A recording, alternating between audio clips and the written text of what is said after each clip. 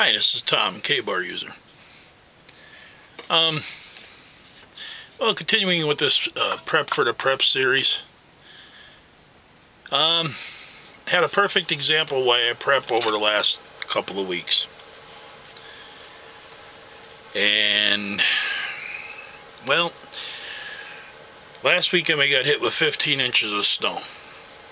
Okay, it's winter time, I'm expecting snow.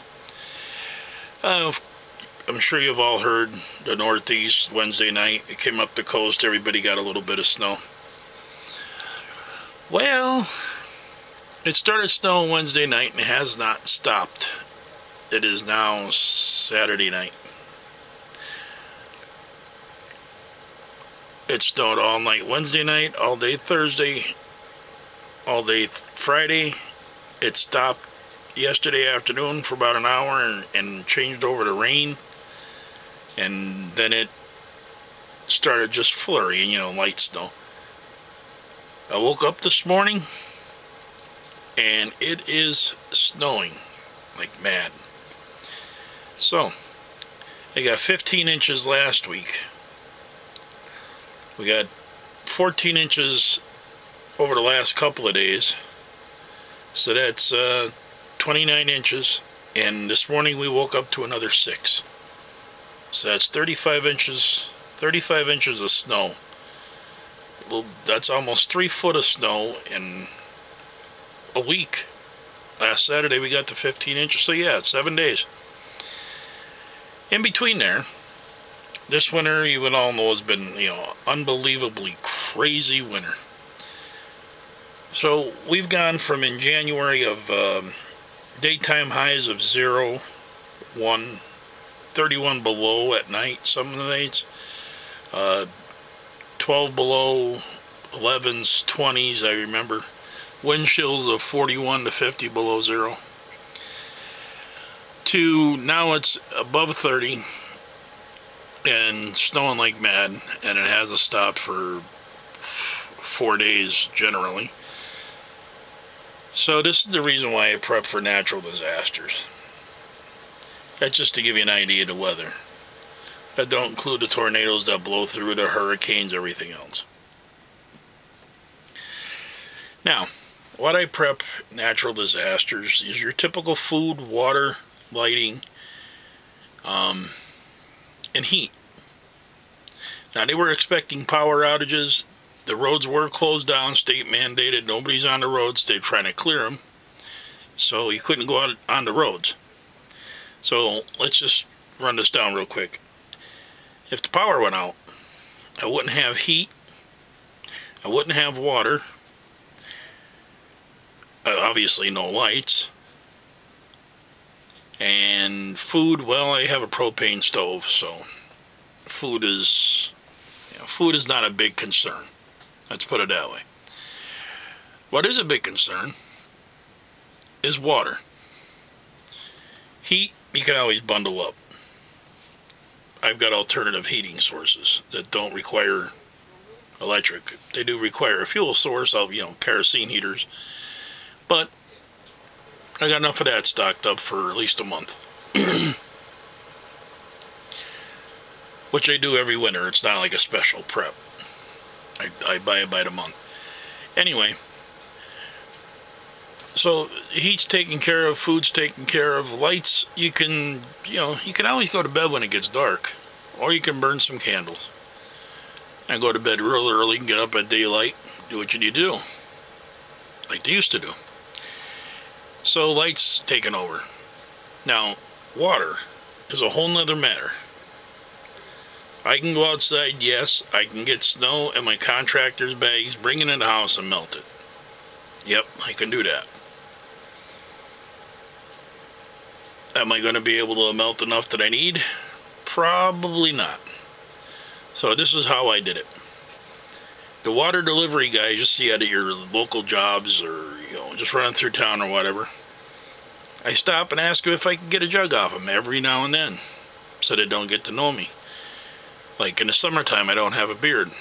I stop. Wintertime, I have a beard. I stop. 90% of the time, they don't know who I am. Ask me if you can have a jug. What do you need that for? I want to throw it in my truck this year when I go camping. Oh, sure, here. So, over the course of time, I've accumulated 10 of these. They're 5 gallons a piece. I got 10 of them. I got 50 gallons of water.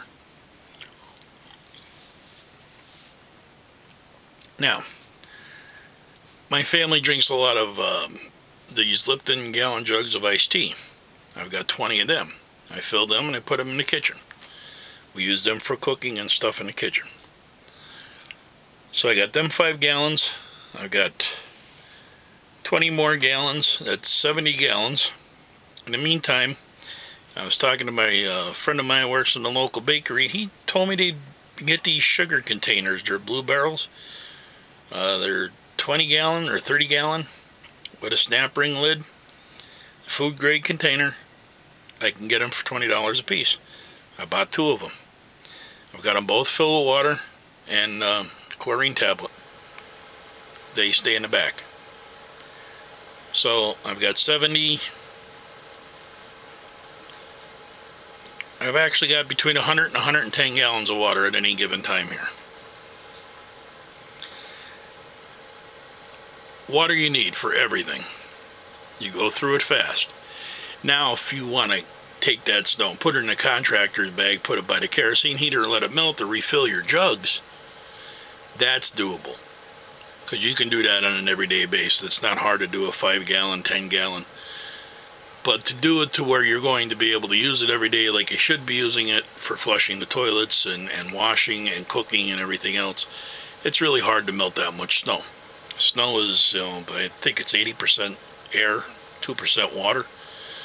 So 55 gallon contractor jug, you're going to get 5 gallons, I guess, of water. That's a lot of snow to be shoveling, first off. Second off, that's a long time to melt. If the bag happens to pop a leak, boy, you got a mess. So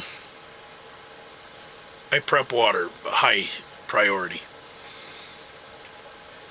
Now,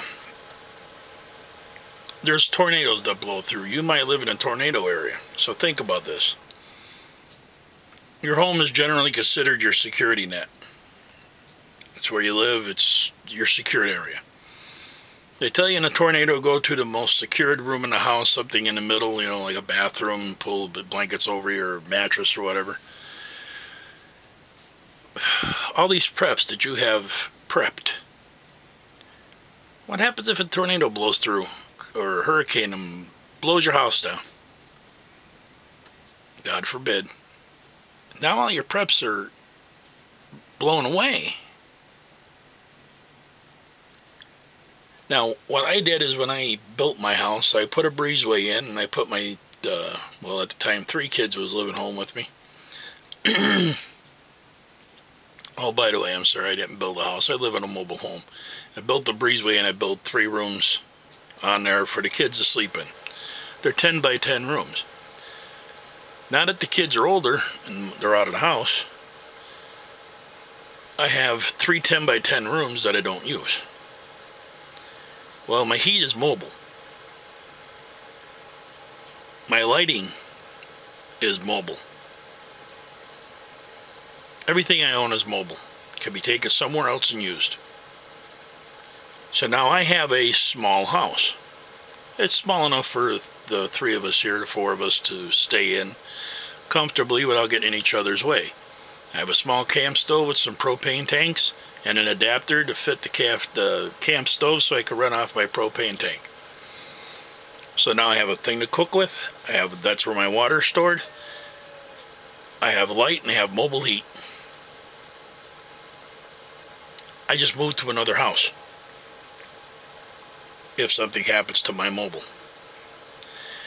So, don't keep all your eggs in one basket, is what I'm trying to say, I guess. Spread them out. You never know if somebody's going to step in that basket.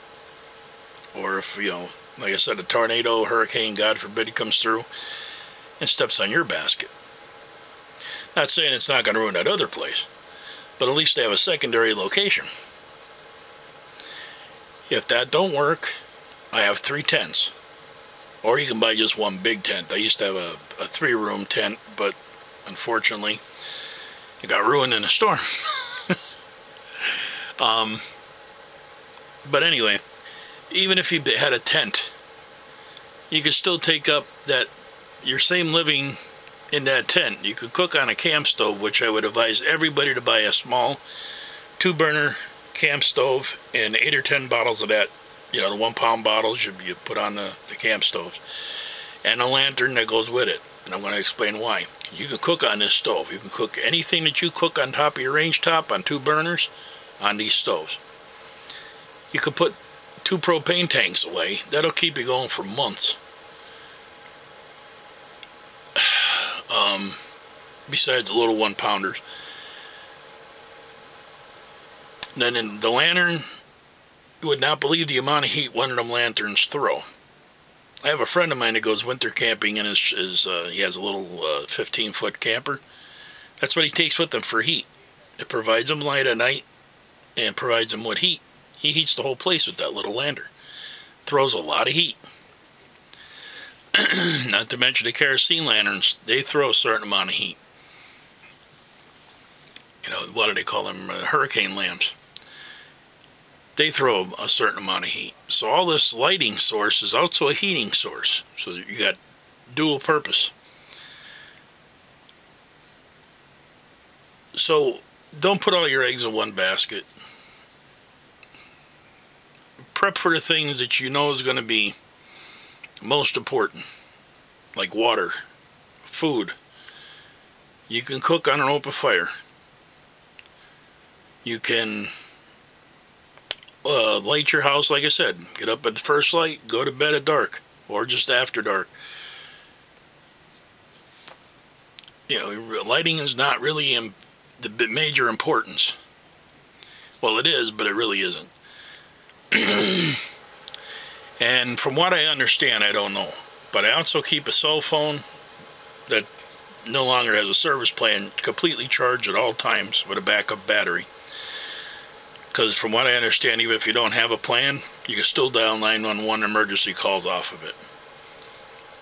And if that be the case, nobody showed up here for 72 hours, whatever, I'm calling 911 and let them know, hey, I'm buried here. And that's always a good thing to keep in the house. Like I said, that doesn't cost you anything. That just, making sure the batteries are charged. And I would advise all the little things like cell phones, all that kind of stuff, keep together in a bucket or a bag. The Alabama Owens channel the other day had a video out, I believe it was on the AMFA channel, of putting food in buckets, the Mylar bags. There you go. Get yourself a couple of buckets. 1 bucket's for lighting, 1 bucket's for heating, 1 bucket's for cooking, so on and so forth. Put all little things in them buckets. If there's 5 people in your house, put their names on the bucket. Everybody's in charge of grabbing 2 buckets and leaving. It's just an emergency plan. That's the way my house is in, too. I have a bucket of lighting that's got batteries and lights, battery lanterns and stuff. I've got a week's worth of lighting in there at least, if I can serve. Something happens here, I got 3 buckets of food that'll last me 3 weeks. I got a bucket of lighting that'll last me at least a while. I've got all that water prepped, and the big blue containers I was telling you about, they're not even in the house. They're at another location here on the property. So if something happens, I lose both places, I still have 30 gallons of good water I can fall back on to drink till I get the pump started in the pond and start filtering that water. So, this is K-Bar User. Just something for you to think of. I want to thank you for your time and your patience, and like, subscribe, comment. We'll see you on the next one.